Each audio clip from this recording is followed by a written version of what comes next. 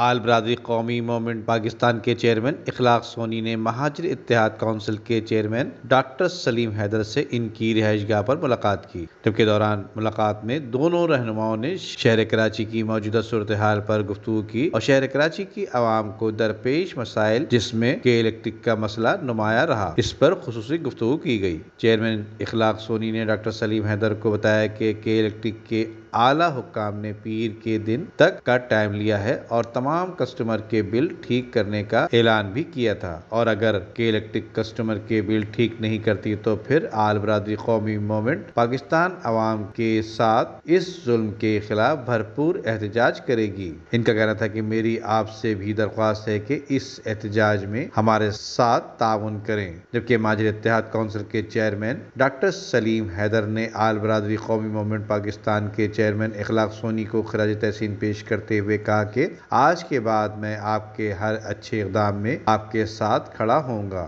اور اپنے مکمل تعاون کی یقین دہانی کراتا ہوں۔ ندیم صدیقی، میٹرو 7 پاکستان۔ عمدہ میں پکائیں اور جی بھر کے کھائیں۔